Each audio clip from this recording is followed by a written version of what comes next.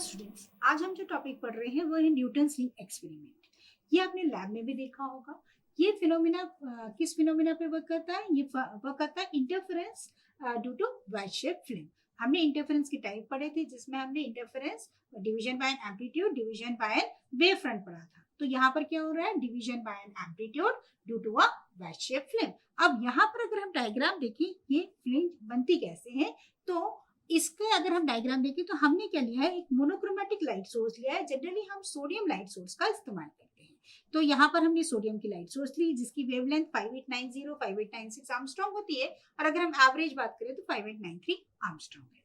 अब यहाँ पर हमने एक ग्लास प्लेट ली है जो कि इंक्लाइन करी है 45 डिग्री पे, और यहाँ पर हमने लिया है प्लेनो कॉन्वेक्स लेंस, जिसका रेडियस ऑफ कर्वेचर काफी ज्यादा होता है, ठीक है, और एक ग्लास प्लेट ली है। तो कैसा अरेंजमेंट है? नीचे ग्लास प्लेट के ऊपर क्या रखा है हमने? प्लेनो कॉन्वेक्स लेंस रखा है, और 45 डिग्री पर इंक्लाइन करा हुआ एक हमने प्लेट रखी हुई है ग्लास की, और सोडियम लाइट की रेज यहाँ से पड़ रही है, और पड़ने के बाद यहाँ पे रिफ्लेक्ट होंगी, रिफ्रैक्ट होंगी, और उनके सुपर इम्पोजिशन के कारण हमें यहाँ पर इंटरफेरेंस पैटर्न नजर आ रहा है, जो कि हम ट्रैवलिंग माइक्रोस्कोप से देखेंगे। यहाँ पे जो इंटरफेरेंस बन रहा है वो बेसिकली यहाँ पर बन रहा है, ये सी पॉइंट की वहां पर, जहाँ पे एयर कॉन्टेक्ट है।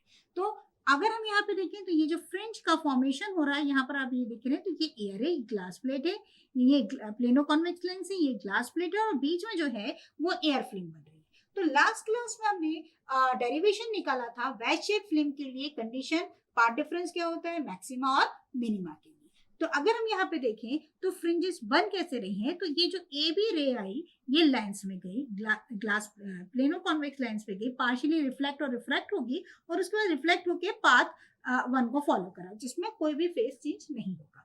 जबकि ये जो पार्ट है, रिफ्लेक्ट होने के बाहर निकलने के बाद ये वापस रिफ्लेक्ट बैक हुआ, और ये जब अंदर से बाहर रे 2 में जाएगा तो इसमें फेस चेंज हो जाएगा, या पाथ चेंज हो जाएगा λ/2 का, या फेस चेंज हो जाएगा पाई का, और इनके सुपर इम्पोजिशन से हमको इंटरफेरेंस मिलेगा। हम इंटरफेरेंस क्योंकि रिफ्लेक्टेड मीडियम में देख रहे हैं, हम इसे ट्रांसमिटेड मीडियम में भी देख सकते थे।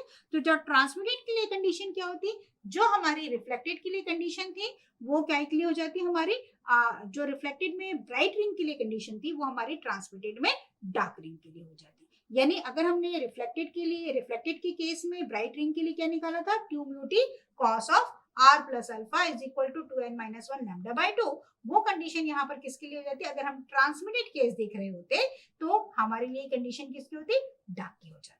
तो अगर हम यहाँ पर देखें तो इस तरीके से सुपर इम्पोजिशन होने के कारण, या सॉरी आपका इंटरफेरेंस होने के कारण आपका क्या मिलता है? फ्रिंज मिलती है, alternate bright and dark fringe. अब यहाँ पर ये जो पॉइंट ऑफ कांटेक्ट है, जहां पर ये प्लेनो कॉन्वेक्स लेंस और ग्लास प्लेट एक दूसरे के ऊपर आ रहे हैं, उस पॉइंट ऑफ कांटेक्ट पे अगर हम यहाँ पे पहले कंडीशन निकाले पार्ट डिफरेंस की, तो कितना आ रहा है? 2 mu t cos of r plus या λ/2, ठीक है, प्लस माइनस λ/2, ठीक है। अब यहाँ पर अगर हम कंडीशन निकाल ले रहे हैं, आपके पास 2 mu t cos of r, ये हमारी कंडीशन होगी, तो हमारे पास क्या आ जाएगा कि हम वैल्यू निकाल दे, t is equal two point of contact पे क्या होगा? एयर फिल्म की थिकनेस कितनी हो जाएगी? t is equal to 0। अगर हम u बराबर 1 बना रहे हैं और r बराबर 0 लिख ले रहे हैं, तो हमारे पास ब्राइट की कंडीशन क्या थी? 2 mu t cos of r is equal to 2n+1 या 2n-1 λ/2। तो यहाँ पर आपके पास कितना आ जाएगा? म्यू बराबर अगर 1 है, रिफ्रैक्टिव इंडेक्स एयर की 1 हो गई, आर अगर नॉर्मली आ रहा है तो आपका कितना हो गया? आर इज इक्वल टू 0 हो गया। तो 2t कॉस ऑफ आर 0 रखेंगे तो वैल्यू कितनी हो जाएगी? कॉस 0 इज इक्वल टू 1, तो कितना हो जाएगा? 2t प्लस λ/2, ठीक है। ये हमारी कंडीशन हो गई पार्ट डिफरेंस की, किसके लिए? इस कंडीशन के लिए। अब हम इसे इक्वेट कर लें तो हमारे पास कितना आ जाएगा? 2n-1 या 2n+1 λ/2। तो 2t की वैल्यू कितनी होगी आपके पास? 2n या +1 या 2n-1 λ/2। ये हमारी हो गई ब्राइट कंडीशन। और अगर हम डार्क के लिए लिखें तो फॉर ब्राइट के लिए कंडीशन हो गई हमारी ये वाली कंडीशन। और अगर हम डार्क के लिए बात करते हैं तो डार्क या डिस्ट्रक्टिव इंटरफेरेंस की बात कर लें तो कितना हो जाएगा? 2t is equal to 2n λ/2, ठीक है। अब हम इस ग्राफ से ये अगर आप ध्यान से देख रहे हैं, ये कुछ डायग्राम आपको दिख रहा होगा। हमने ये माना है कि हमारे पास जो लेंस है वो ये है LL' और ये पॉइंट ऑफ कांटेक्ट है हमारा O, ए भी हमारी ग्लास प्लेट है। और अगर मान लीजिए टी थिकनेस पे या तो ब्राइट या डार्क रिंग बन रही है, वो हमारी उस पॉइंट पे बन रही है, ठीक है। अब हम यहाँ पर इसको थोड़ा सा हमने एक्सटेंड करके देखा है, तो ये हो गया। और रेडियस ऑफ कर्वेचर जो हमारा है वो आर, रेडियस जो है वो आर हो गया, ठीक है। और यहाँ से यहाँ तक का जो डिस्टेंस है वो स्मॉल आर हमने लिया है, मतलब एन से लेके पी तक का और एन से लेके क्यू तक का, जहां पर हमको फ्रिंज मिल रही है या सर्कुलर रिंग्स मिल रही है, वो हमारा एक पर्टिकुलर रिंग हमने ले लिया, चाहे वो ब्राइट ले ली चाहे डार्क, वहां से वहां तक का रेडियस कितना स्मॉल आर है, और कैपिटल आर जो है वो रेडियस ऑफ कर्वेचर है, ठीक है। तो अब हम यहाँ पर इस्तेमाल कर रहे हैं अपना सर्कल के लॉ, और हम इससे लिख रहे हैं यहाँ पर NP into Q, N Q is equal to कितना हो जाएगा, O N into N D, ठीक है। तो by using the circle law, circles की प्रॉपर्टी से हम लिख ले रहे हैं NP into N Q is equal to कितना हो जा रहा है, ओ एन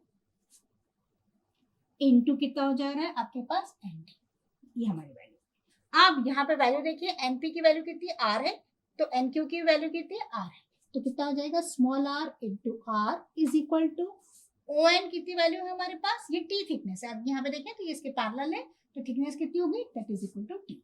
अब एन डी, यहाँ से यहाँ तक का आर था तो ये भी आर था, तो हमारा बचा हुआ पोर्शन कितना होगा, यहाँ पर आर माइनस टी, तो कितना हो जाएगा आपके पास, ये आपके पास हो जाएगा यहाँ से, ये इतना डिस्टेंस को हम माइनस कर दे रहे हैं, तो that is R minus T, ठीक है। तो अब इसको मल्टीप्लाई कर ले तो आर स्क्वायर हो जाएगा, R T minus T square, ठीक है।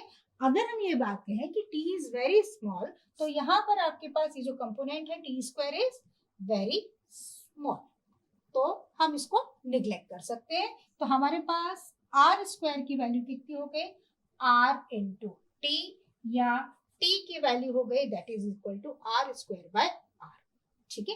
अब हम इसकी वैल्यू को यहाँ पे पुट कर सकते हैं, तो इसकी वैल्यू कितनी हो जाएगी आपके पास, इस इक्वेशन में अगर हम पुट कर लेते हैं, या इस वाली इक्वेशन में पुट कर लेते हैं, फॉर अ ब्राइट के लिए लिख लेते हैं, for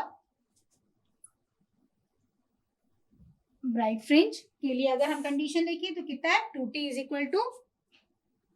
equal to 2n minus 1 lambda by 2, तो t की वैल्यू कितनी हो गई, 2 into R square by R is equal to 2n minus 1 lambda by 2, ठीक है। तो 2r square is equal to capital R lambda by 2 into 2n minus 1, sorry 2n minus 1, ठीक है।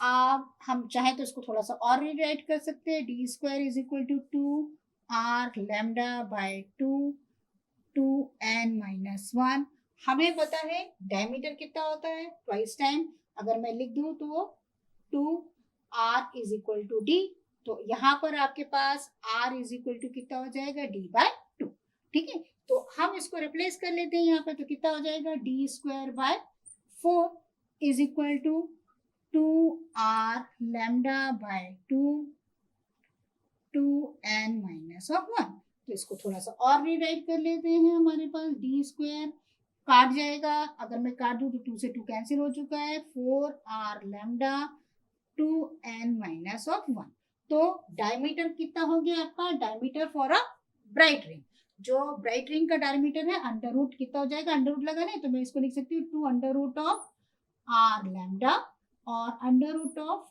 2n माइनस 1, और I can say d is directly proportional, ये proportionality constant है क्योंकि आपका जो रेडियस ऑफ कर्वेचर है वो भी कांस्टेंट है, सोर्स की वेवलेंथ आपने एक बार डिसाइड कर ली है तो वो भी कांस्टेंट है और 2 भी कांस्टेंट है, तो it will be written as under root of 2n minus 1। तो इस फॉर्मूले से हम क्या निकाल सकते हैं, ब्राइट रिंग के डायमीटर को फाइंड आउट कर सकते हैं। अब हम देखेंगे डार्क रिंग के लिए डायमीटर की कंडीशन क्या है, और अगर हम सोर्स की वेवलेंथ निकालना चाहें, जो हमने सोडियम लाइट सोर्स लिया है, अगर हम इस एक्सपेरिमेंट को परफॉर्म करते हैं तो हम उससे सोर्स की वेवलेंथ को भी निकाल सकते हैं। सो स्टूडेंट्स, अभी हमने जो डेरिवेशन निकाला उसमें हमने निकाला diameter of a bright ring. अब हम condition for a dark ring देखें तो कंडीशन क्या थी हमारी, 2t is equal to n lambda, ये हमारी कंडीशन थी। मतलब नॉर्मली जहां पर हमारा यंग डबल स्लिट एक्सपेरिमेंट लिखा था, जहां पर हमारी ब्राइट रिंग थी, वहां पर हमारा आप क्या बन रहा है, dark. So 2t is equal to n lambda, t की वैल्यू कितनी निकाली थी हमने, r स्क्वायर अपॉन 2r करके निकाली थी, तो that is equal to r square upon 2r is equal to n of lambda. तो ये तो कैंसिल आउट हो गया। अब आपके पास r is equal to D by two कर दूं मैं, ठीक है, तो यहाँ पर आ जाएगा तो कितना वैल्यू हो जाएगी आपका D square by 4 r is equal to N lambda. तो डायमीटर कितना हो गया आपके पास 4n r लैम्डा, या अंडर रूट। तो डायमीटर हमारा डार्क रिंग के लिए कितना आया 4n r लैम्डा। तो यहाँ पर अगर आप देखिए वहां पे कितना था 2n माइनस 1। अगर हम इसको देखिए तो ऐसा भी लिख सकते हैं हम इसको 4 लैम्डा r, ये कांस्टेंट की तरह हो गया अंडर रूट ऑफ n, या इसको हम रीराइट कर सकते हैं डायरेक्टली प्रोपोर्शनल टू n, ठीक है। तो अगर आपका n बराबर 1 है, ठीक है, तो डायमीटर कितना हो गया अंडर रूट ऑफ 1। अगर आपका ब्राइट रिंग है और n बराबर 1 है तो कितना हो गया under root of 2n minus 1, मतलब वो भी 1 हो गया, ठीक है।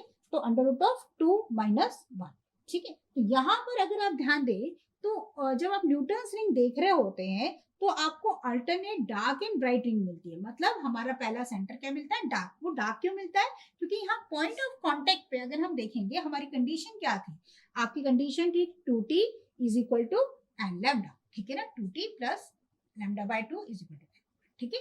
तो यहाँ पर अगर आप कंडीशन देखते हैं तो आपके पास थिकनेस 0 हो जाती है, तो पार्ट डिफरेंस की वैल्यू कितनी हो जाती है लैम्डा बाय 2 के बराबर आती है। इस कारण से हमें जो सेंट्रल स्पॉट है वो डार्क मिलता है। अगर आप यहाँ पे कर्वेचर देख रहे होंगे तो यहाँ पर एयर फिल्म नहीं है, पॉइंट ऑफ कॉन्टेक्ट पे एयर फिल्म की थिकनेस कितनी है 0 है।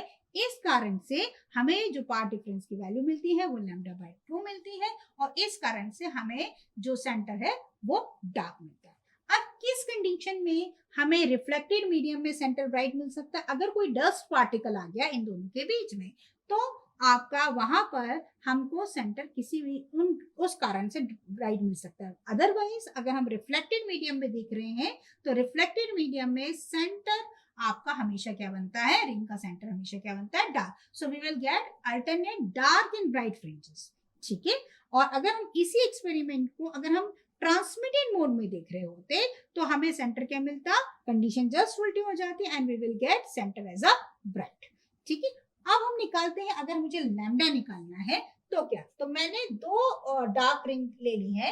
लेट अस सपोज D1 ले रही हूं मैं, उसका n इज इक्वल टू पहला ले लिया आपका 4n r लैम्डा, मतलब nth फ्रिंज ले ली मैंने, और दूसरे लिए n प्लस pth फ्रिंज, ठीक है, dn प्लस pth फ्रिंज। तो उसका n की जगह क्या हो जाएगा n plus p r of lambda. इन दोनों को सब्ट्रैक्ट कर दें तो कितना हो जाएगा dn plus p minus dn, या स्क्वायर कर लूं मैं क्योंकि यहाँ पे मैंने अंडर रूट हटा लिया है, तो इसको अंडर रूट हटा लिया है तो इसलिए स्क्वायर कर दे रही हूँ। दैट इज इक्वल टू कितना हो जाएगा 4n plus p r lambda minus 4r n lambda. इसको ब्रैकेट को खोल लेते हैं तो 4n r lambda minus plus 4p r lambda minus 4n r lambda, ये वाली वैल्यू कैंसिल आउट हो गई, that will be equal to 4p r of lambda, ठीक है। अगर आप वेवलेंथ निकालना चाहते हैं तो कितना हो जाएगा dn प्लस p का स्क्वायर माइनस dn का स्क्वायर अपॉन 4pr। r क्या हो गया, रेडियस ऑफ कर्वेचर हो गया प्लेनो कॉन्वेक्स लेंस का। p क्या है, दो, मतलब जैसे मान लीजिए आपने 10th रिंग ली है 12th रिंग ली है तो कितना हो जाएगा 10 प्लस 2 इज इक्वल टू, मतलब डिफरेंस कितने का लिया है हमने रिंग के बीच का 2 का, तो n plus pth minus dn square upon 4pr। इससे आप क्या कर सकते हैं, सोडियम या कोई भी और लाइट सोर्स आपने अगर यूज किया है तो उससे हम उसकी वेवलेंथ भी फाइंड आउट कर सकते हैं। सो न्यूटन्स रिंग एक्सपेरिमेंट में हमने देखा कि किस तरह से सर्कुलर रिंग्स बनती है, किस तरह से आपका जो फ्रिंज है वो वेज शेप फिल्म यूज करी है हमने, वेज शेप फिल्म का केस है ये न्यूटन्स रिंग एक्सपेरिमेंट इंटरफेरेंस का, और किस तरह से हम थिकनेस निकाल सकते हैं। हम किस, अगर आप थिकनेस का फॉर्मूला देखें तो हमने निकाला r स्क्वायर अपॉन 2r। अगर हमें रेडियस ऑफ कर्वेचर मालूम है, रिंग की रेडियस मालूम है, तो किस पॉइंट पर कितनी थिकनेस है उस टाइम पर हम निकाल सकते हैं, उस रिंग के टाइम पर कितनी थिकनेस है। साथ में हम निकाल सकते हैं diameter of bright and dark ring, और हम सोर्स की वेवलेंथ भी फाइंड आउट कर सकते हैं। तो ये एक्सपेरिमेंट से हम काफी सारे पैरामीटर्स को फाइंड आउट कर सकते हैं। Thank you for watching.